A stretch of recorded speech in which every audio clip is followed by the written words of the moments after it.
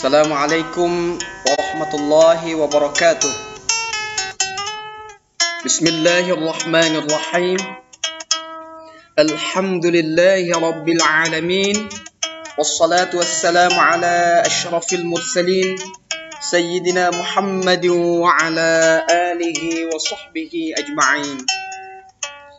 Amma ba'd. Ananda sekalian, siswa-siswi kelas 12 IPS khususnya yang Bapak cintai dan Bapak banggakan.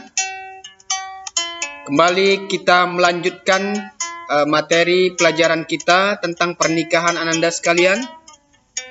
Dan kali ini tema kita adalah tentang urutan wali nikah, kemudian walimatul urs, dan hal-hal yang dapat memutus ikatan pernikahan atau yang menyebabkan perceraian.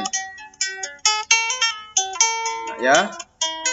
Jadi mudah-mudahan dengan mengikuti materi ini dari awal sampai habis, bertambahlah wawasan Ananda tentang masalah urutan walimatul urs dan hal-hal yang dapat memutuskan pernikahan ini.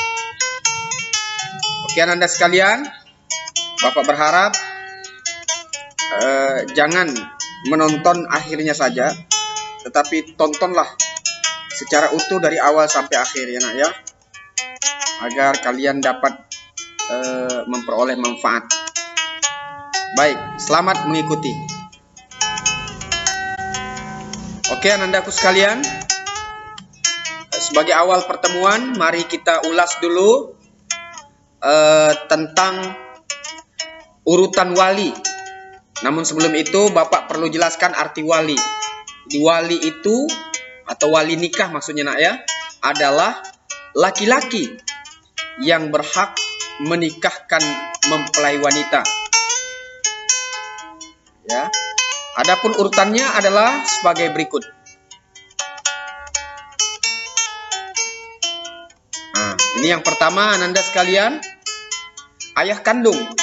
Jadi yang paling berhak ya terhadap mempelai wanita untuk menikahkannya, apalagi itu anak kandung, adalah ayah kandungnya. Kalau ayah kandung tidak ada, beralih ke kakek kandung, ayah dari ayah si mempelai. Kemudian kalau itu tidak ada, pindah ke saudara laki-laki seayah, seibu atau sekandung. Ya. Bisa kakak kandungnya, bisa adik kandungnya yang laki-laki yang sudah baligh tentu ya. Kalau itu juga tidak ada, saudara laki-laki seayah ya atau lain ibu. Kemudian kalau itu tidak ada, pindah ke anak laki-laki dari saudara laki-laki, artinya keponakan Ananda sekalian yang laki-laki ya. Bisa anak kakak, bisa anak adik. Keponakan yang laki-laki yang sudah memenuhi syarat. Kemudian yang kelima, anak laki-laki dari saudara laki-laki seayah. Kalau yang tadi anak laki-laki dari saudara laki-laki sekandung, ini seayah. Jadi masih keponakan juga. Kalau itu tidak ada, pindah ke paman sekandung atau paman seayah ya. Adik bapak atau kakak bapak, itu paman yang laki-laki nak ya. Kemudian anak laki-laki dari paman sekandung atau anak laki-laki dari paman seayah ya. Nah kalau itu juga semua tidak ada, maka baru kita wali hakim ya nak ya. Jelas ya nak?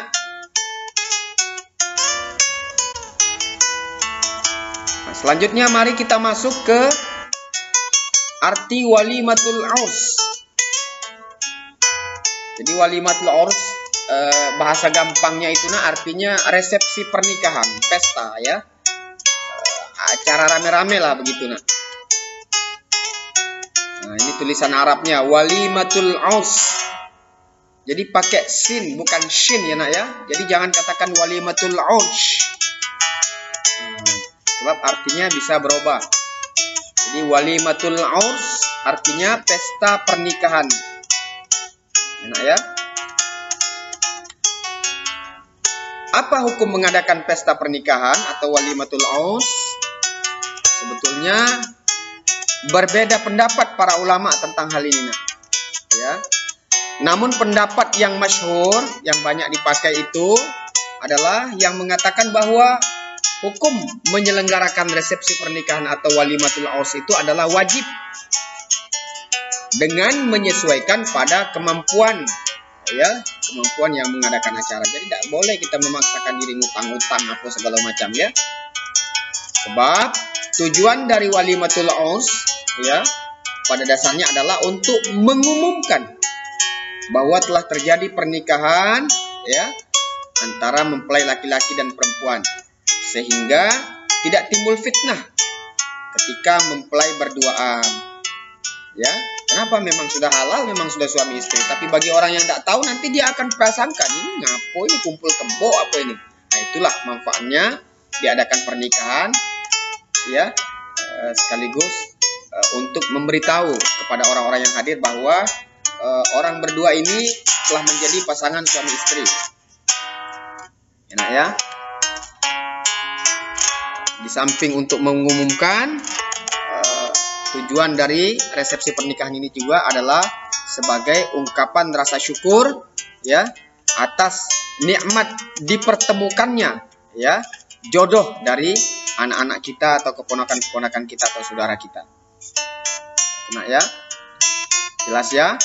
Nah, adapun yang menjadi dasar, ya, tentang penetapan hukum wajibnya resepsi pernikahan ini oleh sebahagian ulama adalah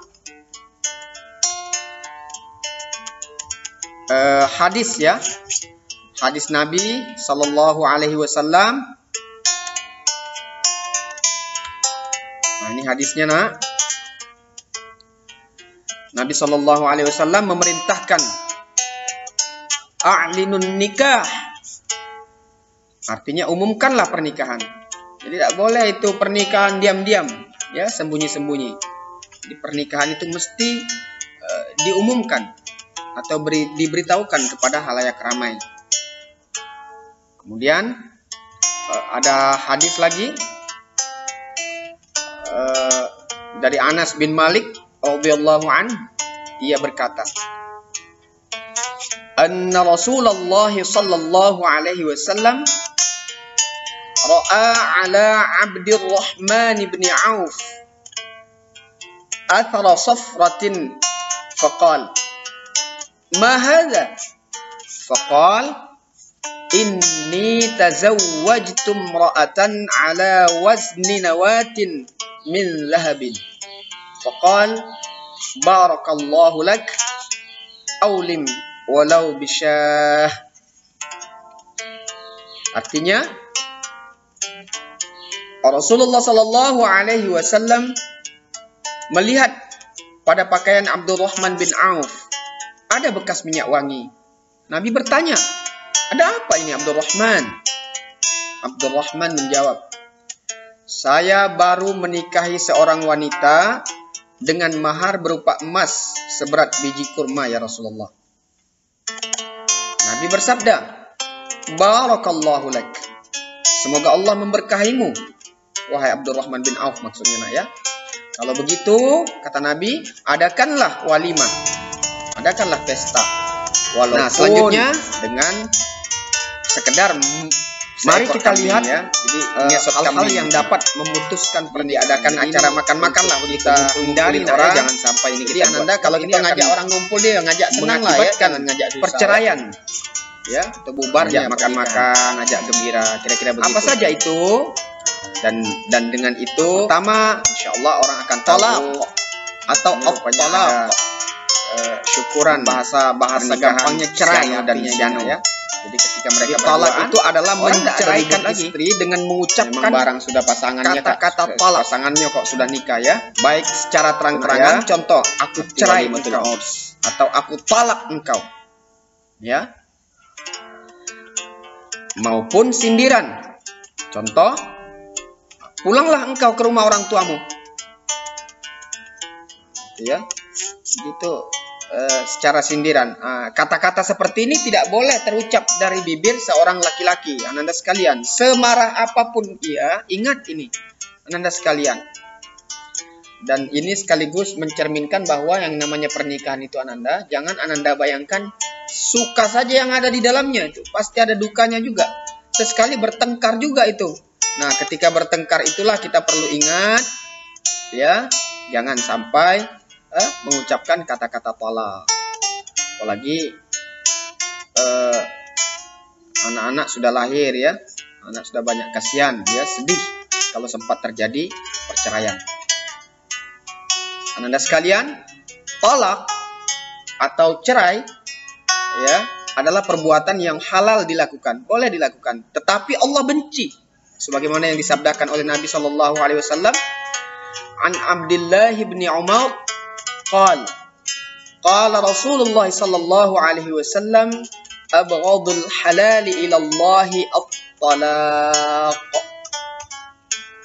Artinya, dari Abdullah bin Umar radhiyallahu anhu berkata, Rasulullah sallallahu alaihi wasallam bersabda, perbuatan yang halal tetapi dibenci di sisi Allah adalah talak atau cerai. Nah, Nanda, talak terbagi dua.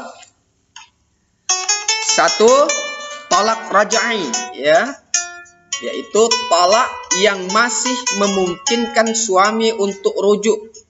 Rujuk itu bersatu lagi, nak, ya. Asalkan iddah itu masa tenggang waktu, ya, atau batas waktu belum habis. Jadi iddah itu adalah masa tenggang waktu. Kalau sudah habis masa waktunya, maka tidak bisa rujuk lagi. Kemudian ada namanya talak ba'in, yaitu talak 3, yaitu talak yang dijatuhkan kepada istrinya sejumlah 3 kali. Ya, contoh, aku cerai engkau. 1, aku cerai engkau. 2, aku cerai engkau.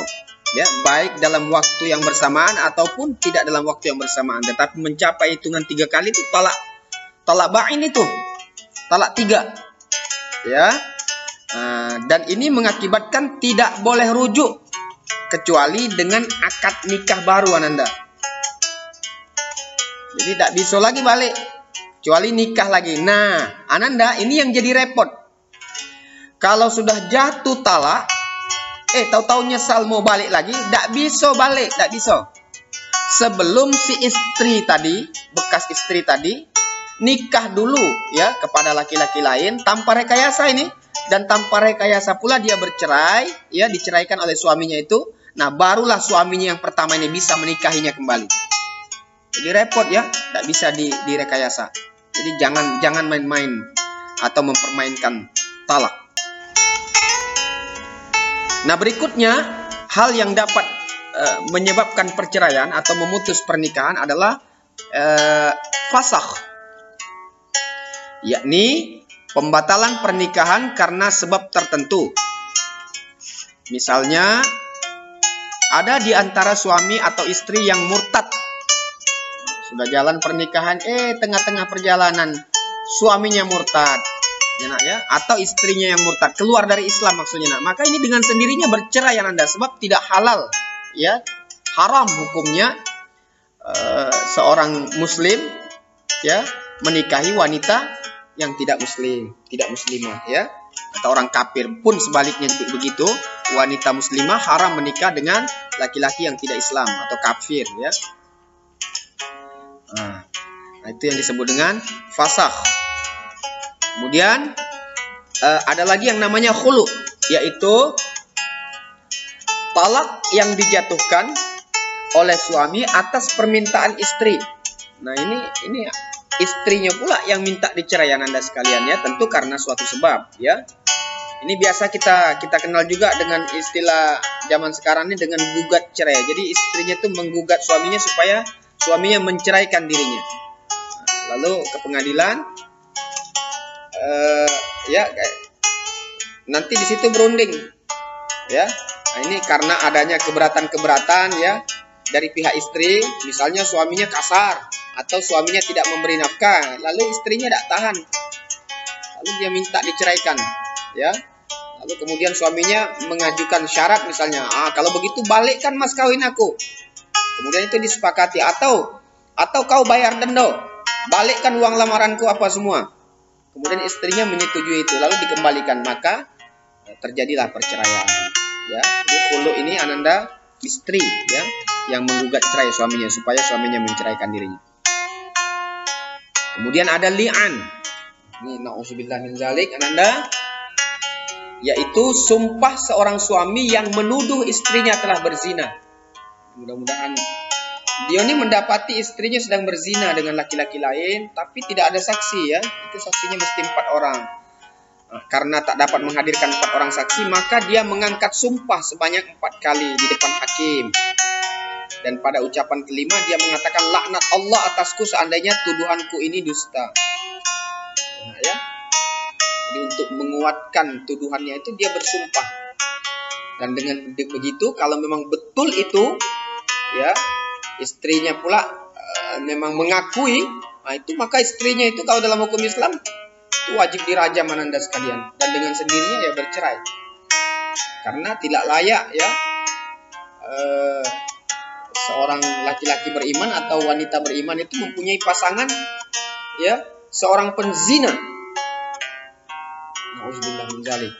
Jadi mudah-mudahan kita tidak mendapatkan pasangan seperti itu nak ya, yang berselingkuh dengan orang lain ya. Na'udzubillah min dzalik, ini musibah besar. Nah, yang kelima ada namanya ilah, yakni sumpah suami yang tidak akan mencampuri istrinya dalam waktu 4 bulan atau batas waktu tertentu. Nah, ini apa ini ya? Mungkin lakinya marah ini, merajuk ya. Nah, tapi aneh-aneh baik, ada pula sumpahnya seperti itu. Dia bersumpah tak mau mencampuri istrinya selama 4 bulan. Nah, jika sumpah terlanggar, ya, ternyata belum 4 bulan lah dicampurnya istrinya, berarti dia melanggar sumpah, maka suami wajib membayar kafarat atau denda ya, denda sumpah.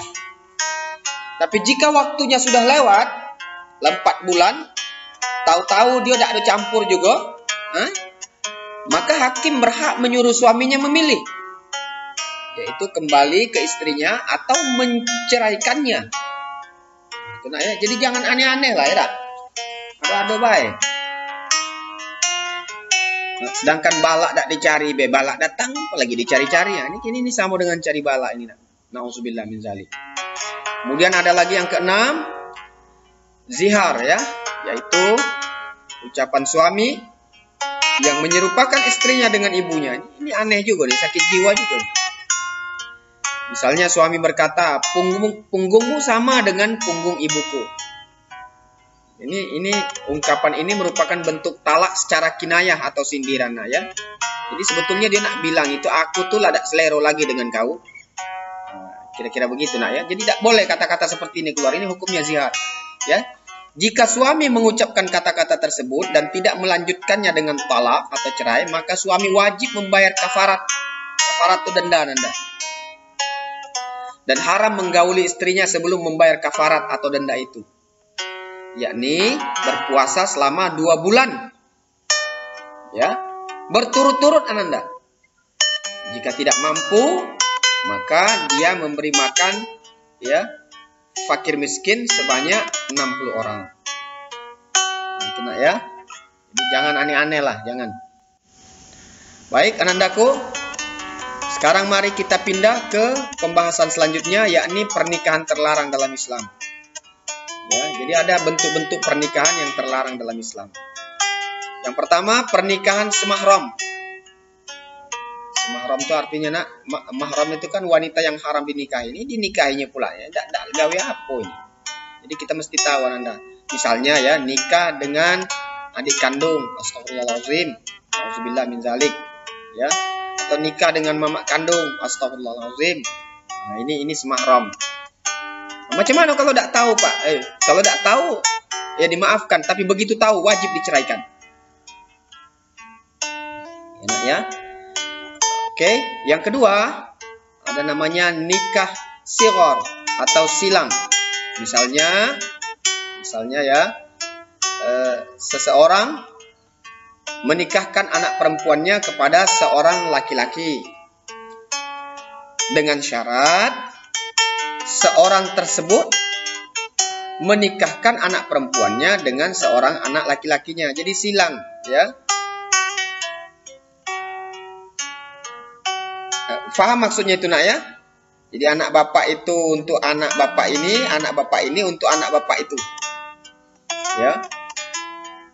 Paham lah itu, nak, ya? Jadi tidak boleh. Kenapa? Kenapa itu dilarang? Karena belum tentu anak itu cinta. Jadi ada unsur pemaksaan di situ. Nanti tidak bahagia pernikahannya. Sedangkan pernikahan ini kan kita nak cari kebahagiaan. Enak kalau anaknya cantik, berkenan, ya. Kalau tidak sesuai dengan apa yang diharapkan oleh anaknya kan tidak bahagia dia. Ya, sekedar ngikut-ngikut kehendak orang tua baik. Jadi nikah sighar atau nikah silang dilarang dalam Islam. Yang ketiga, ada namanya nikah tahlili, yaitu nikah rekayasa. Nah, ini tadi sudah Bapak contohkan tadi, nak, ya. Jadi ada suami menceraikan istrinya. Ya. Sudah sah cerai. Tahu-tahu dalam perjalanan nyesal dia menceraikan istrinya, pengen kembali lagi kepada istrinya itu. Tidak boleh dia kembali, Ananda. Jadi dia bisa menikahi kembali, ya, istrinya itu dengan catatan istrinya mesti nikah dulu dengan laki-laki lain. Nah, jadi ini direkayasa sama dia. Disuruhnya lah laki-laki lain nikah dulu, tapi kaget kau ceraikan yo. Ini rekayasa, tidak boleh. Laki-laki yang dijadikan sebagai alat, ya, untuk supaya suami ini tadi bisa balik lagi dengan istrinya ini nikah rekayasa itu haram dalam Islam, tidak boleh. Karena ini memang bukan mainan pernikahan ini, ya. Faham, nak, ya? Mudah-mudahan. Kemudian yang keempat ada namanya nikah mut'ah atau disebut juga kawin kontrak. Ya, contoh misalnya ada orang Arab datang ke Indonesia, ya. Katakanlah ngebor minyak selama 3 bulan. Istrinya tidak ikut. Nah, sampai di Indonesia dia nikahilah wanita pribumi, ya, wanita Indonesia. Tapi sebelum menikah ada semacam perjanjian. Aku menikahimu selama 3 bulan saja. Setelah 3 bulan kita bercerai. Nah, ini cewek dibuat kayak rumah kontrakan ini. Pernikahan tidak boleh dibuat seperti itu, Anda sekalian. Jadi kawin kontrak tidak boleh dalam Islam. Ya. Kemudian ada lagi nikah beda agama. Ini sah, Anda sekalian. Haram, ya. Kenapa? Karena memang Islam tidak menganjurkan pernikahan seperti ini, ya, bahkan mengharamkan. Jadi tidak pernikahan beda agama dalam Islam, Anda sekalian. Jadi kalau mau nikah juga mesti seagama, yakni sesama Islam. Kalau agama berbeda dipaksakan juga, maka itu tidak dapat disebut sebagai pernikahan, ya. Itu namanya kumpul kebo, ya. Nauzubillah min dzalik. Baik, anandaku, cukup jelas, ya, nak, ya. Selanjutnya, ananda sekalian, kita masuk pada bagian akhir dari pembahasan kita, yakni hikmah pernikahan dalam Islam, atau bahasa lainnya manfaat pernikahan dalam Islam. Nah, ini ananda sekalian, paling tidak ada 6 poin yang bisa kita dapatkan jika kita melangsungkan pernikahan. Yang pertama, dapat meningkatkan ibadah kepada Allah Subhanahu wa taala. Jadi Anda sekalian, pernikahan itu adalah ibadah yang paling nikmat, ya. Awak nikmat, pahala dapat. Nah, beda dengan perzinahan, Anda sekalian. Anda tentu paham kenikmatan yang Bapak maksudkan. Nikmatlah kau sebentar kalau perzinahan, tapi kemudian dosa yang kau dapatkan. Nanti yang kalau perzinahan. Tapi kalau pernikahan, Ananda, itu kasih sayang suami istri itu bernilai ibadah di sisi Allah. Kenapa? Karena pernikahan itu adalah perintah Allah. Jadi kalau kita menikah berarti kita menjalankan perintah Allah. Menjalankan perintah Allah tentulah pahala, Ananda sekalian. Nah, ya. Jadi normalnya manusia itu ya nikah. Jadi kalau dia tidak mau nikah, nah tanda tanya besar itu. Ada kemungkinan abnormal dia atau tidak normal ya. Yang kedua, dapat memenuhi kebutuhan biologis secara halal. Ini tadi nak ya.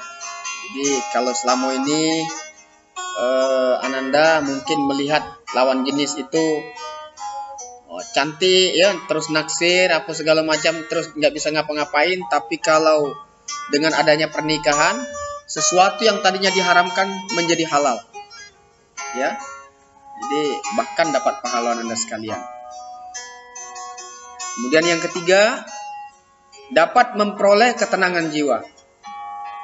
Nah ya, kalau dulu tidurnya sendirian, sekarang sudah ada kawan ya. Kemudian kawan pula orang yang dicintai gitu, bukan sembarang orang. Pada tenang. Dulu kalau ada masalah ya dipecahkan sendiri. Sekarang sudah bisa berbagi ya, sudah ada teman bermusyawarah ya. Jadi tenanglah Anda sekalian.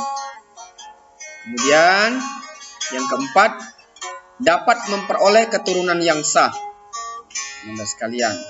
Jadi nama baik keturunan itu ya akan diperoleh lewat pernikahan ya. Beda halnya kalau anak terlahir dari hasil perzinahan. Nah, ini tentu tidak kita harapkan nak ya. Anak-anak luar nikah, na'udzubillah min dzalik. Oke, kemudian yang kelima, dapat menjaga pandangan dan kehormatan. Kalau dulu belum ada pasangan, Anda liar nian mata ini. Jangan tertengok cewek, kambing betina lewatnya nampak cantik. Saking nafsunya ya. Tapi sekarang terkendali. Kenapa? Sudah ada tempat melampiaskan atau menyalurkan nafsu itu tadi ya. Ya, dan itu dapat pahala lagi. Ya. Kemudian yang keenam, dapat membentuk keluarga yang islami. Anda sekalian, lewat pernikahan akan terbentuk keluarga yang islami, akan lahir anak-anak ya. Anak-anak yang sah di situ ya. Kemudian akan ada ladang amal di situ ya, ketika kita mampu menjalankan hak dan kewajiban masing-masing sebagai suami dan istri. Tuan Anda sekalian, jadi kesimpulannya, ketika Anda sudah mampu ya secara finansial, mampu memberi nafkah, kemudian sehat jasmani dan rohani, maka segeralah menikah, jangan ditunda-tunda. Demikian Anda sekalian, mudah-mudahan kelak Anda mendapatkan jodoh atau pasangan-pasangan yang bisa membawa Anda bahagia dunia akhirat. Amin ya rabbal alamin. Nah, itu ada foto orang habis menikah Anda sekalian. Bayangkanlah bahwa yang difoto itu adalah Anda. Ya, insyaallah Anda sekalian. Selanjutnya, ini tugas untuk Anda kerjakan nak ya. Ini tugasnya. Buat video Ananda sedang menceritakan tentang hal-hal yang dapat membatalkan pernikahan. Ada di materi kita tadi nak ya. Plus atau ditambah tentang hikmah pernikahan. Jadi ceritakan dua hal itu. Setelah selesai videonya, kirimkan ke classroom kita sesegera mungkin sebelum tenggat waktunya habis. Ananda, jangan suka menunda-nunda atau buang-buang waktu. Selesaikan urusanmu dengan segera sehingga tugas-tugas tidak menumpuk. Oke Ananda? Semoga sukses ya nak. Amin ya rabbal alamin. Akhirul kalam, Bapak mohon maaf jika ada hal-hal yang tidak berkenan ya, dan Bapak akhiri. Assalamualaikum warahmatullahi wabarakatuh.